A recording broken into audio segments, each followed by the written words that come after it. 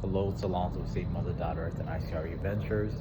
So this is day 2 of BikeCon, a wonderful tech conference. On day 1, so let me actually first cover that they're hosting it in this wonderful space called Mana. It's a co-working space. Really awesome. Shout out to Mana. It's a really nice site. So it's on the 10th floor in the downtown Miami area. So BikeCon really chose this site well. I heard about Mana prior, but this is actually my first time checking out this site. You know, my favorite is going to be Center for Black Innovation, and we're going to be doing some things there, but I gotta say, I really like this site. It's awesome. So there's some folks over there working. And so during day 1, they had various presentations. We had a climate panel with Dr. Ford and Angela.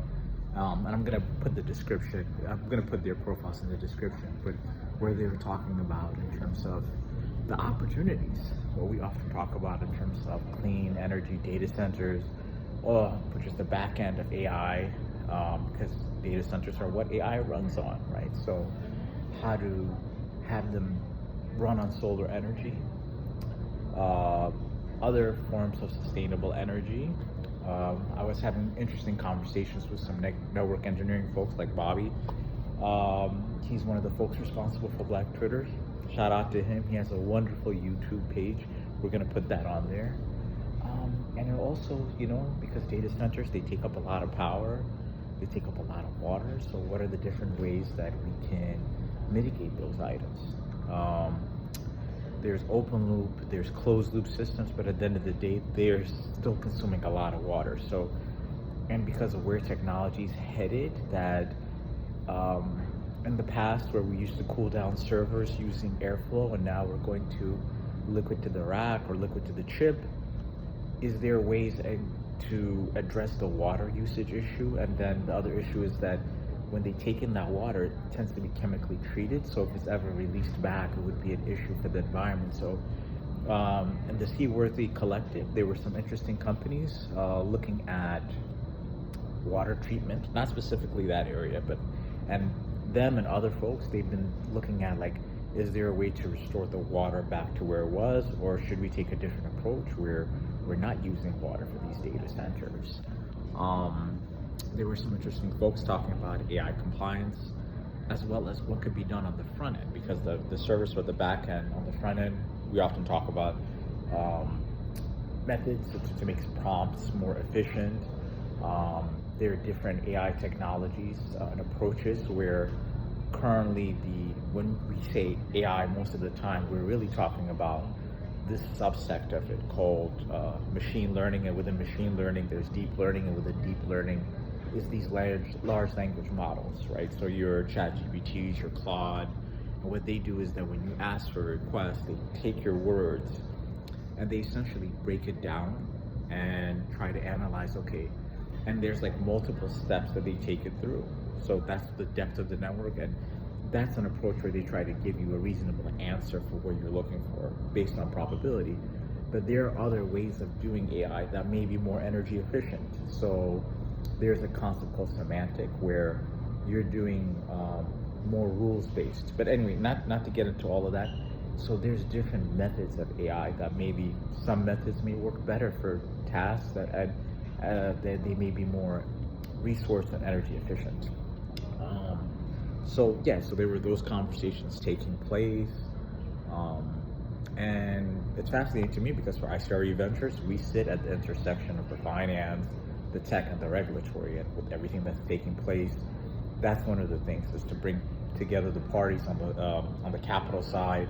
You're talking private equity, strategic investors, strategic operators, folks that are going to be using the capacity for these data centers. So you have your biotech companies, you have your banks, and all these individuals. And the conversations that I have with them is that a lot of them are saying the same thing, that they see where it's going, they see the environmental impact, the social impact, and they want to address that. And then the other side is the folks that are working, the engineers, the scientists. There's going to be new materials necessary, and in terms of engineers, the network engineers, the AI engineers, finding different ways to address these solutions. And you're starting to see now, we were talking about these issues years ago, but now people are seeing it in their communities and they're looking for ways, how do we address these issues? As I said, I'm a big fan of not just AI, but other forms of tech. It's very necessary. Quantum is one of those areas where we're gonna need quantum to keep furthering advances in AI for good, right? Like using AI in the right way.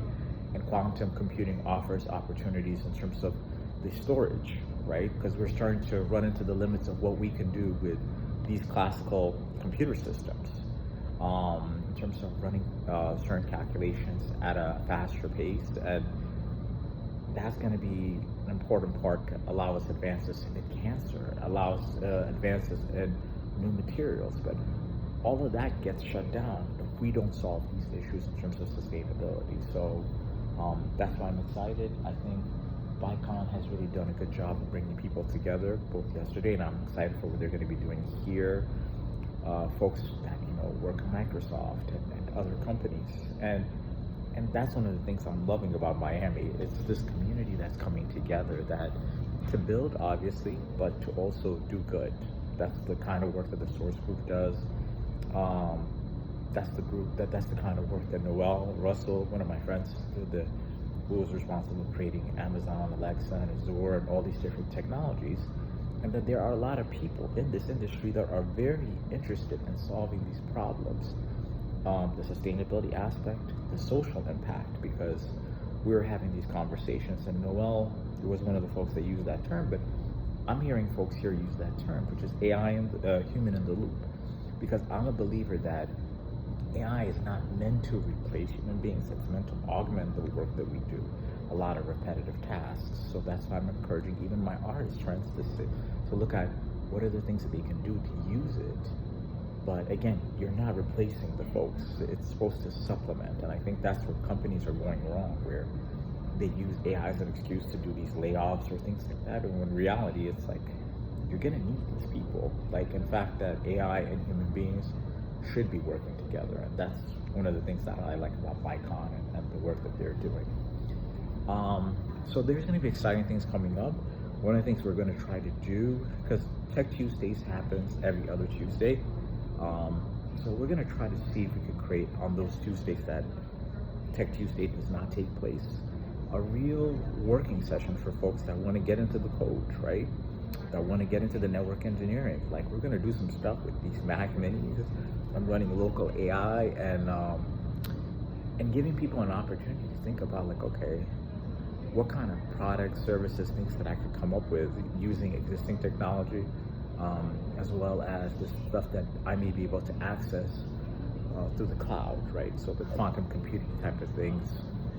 Shout out to the African Quantum Consortium, AQC. They've been doing things to give people access to these things.